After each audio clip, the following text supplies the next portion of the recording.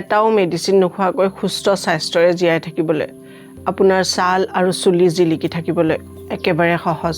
আজি এনেকুৱা এটা টপিক আপোনালোকৰ ওচৰলৈ লৈ আহিছোঁ। আপোনালোকে সুস্থ স্বাস্থ্যৰে জীয়াই থাকিব পাৰিব। আপোনাৰ গাৰ ছাল আৰু চুলি জিলিকি থাকিব। কেতিয়াও কোনো মেডিচিন খোৱাৰ আপোনালোকৰ দৰকাৰ নহ'ব। এয়া বহুত বেছি লাগিব পাৰে, কিন্তু সঁচা। কেতিয়াও কোনো ডক্তৰৰ দৰকাৰ নপৰিব আপোনাক। সেই মেজিক ভগৱানে আমাৰ শৰীৰৰ ভিতৰত দি দিছে। আপুনি জানেনে, আপোনাৰ শৰীৰত এনেকুৱা এডাল নাৰ্ভ আছে, যি নাৰ্ভডালে ভালকৈ কাম কৰিলে আপোনাৰ ষ্ট্ৰেচ হ'ব নোৱাৰে। হাৰ্ট সুস্থ থাকিব, ভাল ধৰণে হজম হ'ব। ইভেন আপোনাৰ মন খুব ভালে থাকিব। আপুনি য়ং হৈ থাকিব। এই নাৰ্ভ যদি শক্তিশালী হয়, শৰীৰ নিজে হিল হ'বলৈ ষ্টাৰ্ট কৰি দিব। যদি আপুনি সুস্থ শৰীৰেৰে হেপ্পী হৈ থাকিব বিচাৰে, এই ভিডিঅ' খুব ভালকৈ চাব, ভালকৈ বুজি ল'ব। সেই নাৰ্ভ আপুনি নিজে এক্টিভেট কৰিব পাৰিব, নিজে শক্তিশালী কৰি তুলিব পাৰিব। এই নাৰ্ভ আমাৰ শৰীৰৰ hidden control centre, sugar highway. আপোনাৰ দিল, পেট, মগজ সকলোৰে কণ্ট্ৰল কৰে। যদি এই নাৰ্ভে ঠিকমতে কাম নকৰে, তেতিয়াহ'লে আপোনাৰ ষ্ট্ৰেচ হ'ব, হজম শক্তি বেয়া হ'ব। ইয়াৰ উপৰিও আপুনি সোনকালে অসুখীয়া আৰু বুঢ়া হ'ব। এই মেইন নাৰ্ভৰ নাম হৈছে ভেগাছ নাৰ্ভ। আজি আপুনি জানিব এই নাৰ্ভ ইমান ইম্পৰ্টেণ্ট কিয়, আৰু আপুনি ঘৰতে থাকি ইয়াক কামত লগাব কেনেকৈ, যাৰ কাৰণে আপুনি গোটেই জীৱন সুস্থ হৈ থাকিব আৰু য়ং হৈ থাকিবলৈ সক্ষম হ'ব। ভেগাছ নাৰ্ভ ই আমাৰ নাৰ্ভাছ ছিষ্টেমৰ সকলোতকৈ দীঘল পাৰ্ট। এই নাৰ্ভ আমাৰ ব্ৰেইন ষ্টেমৰ পৰা আৰম্ভ হয়, গালেৰে গৈ হাৰ্টত টাচ কৰে আৰু পেটত গৈ শেষ হয়। ইয়াক আপুনি কণ্ট্ৰল ছুইটছৰ নিচিনাকৈ ভাবিব পাৰে। এইটো আমাৰ পেৰাচিম্পেথিক নাৰ্ভাছ ছিষ্টেমৰ লিডাৰ। ইয়াৰ কাম শৰীৰক ৰেষ্ট আৰু ডাইজেষ্ট মোডত অনা।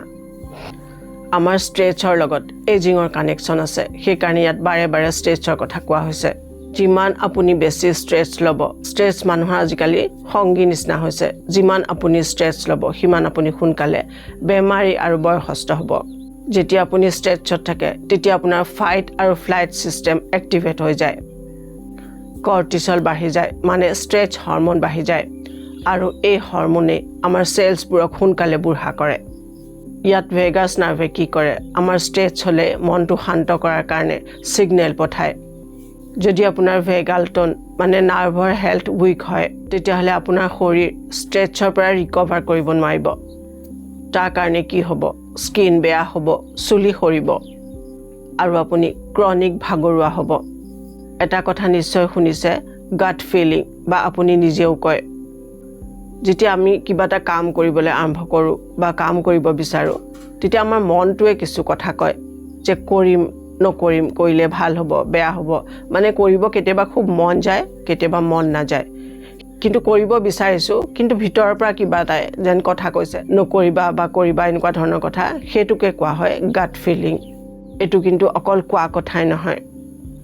আপোনাৰ পেটত ট্ৰিলিয়নছৰ সংখ্যাত বেক্টেৰিয়া থাকে, আৰু সেইবোৰলৈ ছিগনেল যায় ভেগাছ নাৰ্ভৰ যোগেদি।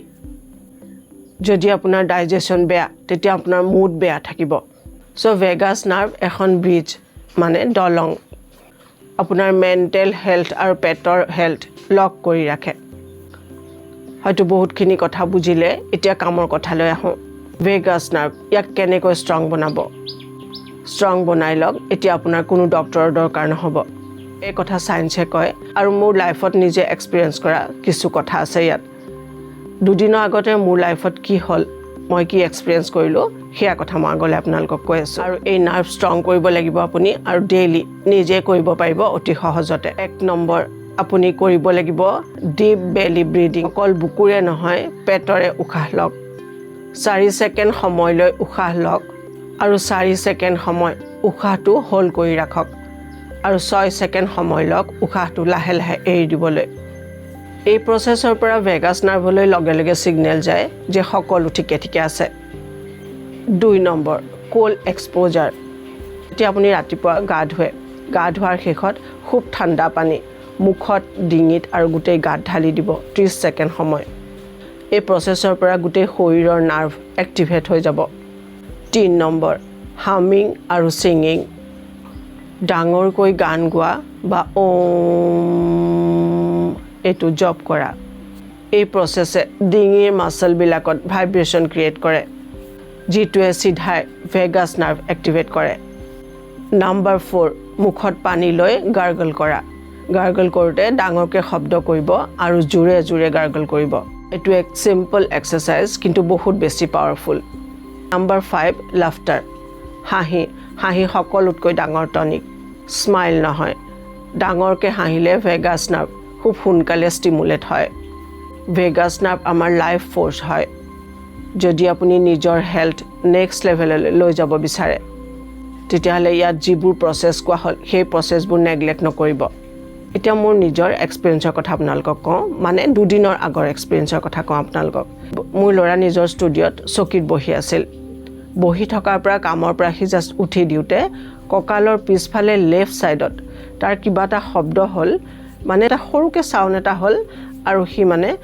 উঠিব নোৱাৰা হ'ল জেনেৰেলি আমি এইটো কোৱা হয় কচকা খোৱা বুলি উঠিব নোৱাৰা হ'ল আমি ভাবিছোঁ কচকা খাইছে ভাল হৈ যাব কিন্তু লাহে লাহে তাৰ বিষটো বাঢ়ি গ'ল আৰু লগে লগে আমাৰ সকলোৰে টেনশ্যন বাঢ়ি গ'ল আমি যিবোৰ নলেজ জানো সেই নলেজবোৰ ঘৰত কিবা এটা হ'লে পটককৈ পাহৰি যোৱা হয় মই বহুত কথা পাহৰি গ'লোঁ লগে লগে এটা দিন সি চাফাৰ কৰিলে তাৰপিছত ক'লোঁ মই সাধাৰণ কথা এটা দেখোন আমি সদায় কৰি থাকোঁ এইটো তুমি কৰা তাক এই প্ৰচেছটো কথা ক'লোঁ যে তুমি বহি বা শুই উশাহ লোৱা দীঘলকৈ উশাহ লোৱা আপোনালোকে জানিলে আচৰিত হ'ব মেজিকেলি তাৰ বিষ একেবাৰে নাইকিয়া হৈ গ'ল অলপ সময়ৰ ভিতৰত চ' এয়া ক'লোঁ মোৰ এক্সপিৰিয়েঞ্চ আপোনালোকৰ নিজৰ এক্সপিৰিয়েঞ্চ মোৰ লগত শ্বেয়াৰ কৰিব আপোনালোকৰ এক্সপিৰিয়েঞ্চ যিমান শ্বেয়াৰ কৰিব ভাল ভিডিঅ' দিবলৈ মই সিমান আগ্ৰহী হ'ম চ' এই কথাবোৰ ফ'ল' কৰক আৰু কমেণ্টত জনাব আৰু কমেণ্ট ছাবস্ক্ৰাইব কৰি বেল নটিফিকেশ্যন অন কৰি ৰাখিব নেক্সট ভিডিঅ' পাবৰ কাৰণে যি ভিডিঅ'টো যিমান পাৰে সিমান শ্বেয়াৰ কৰিব চ' ভালেৰে থাকক নিজৰ বহুত যত্ন ল'ব বহুত সুখী হৈ থাকক মোৰ শুভেচ্ছা থাকিল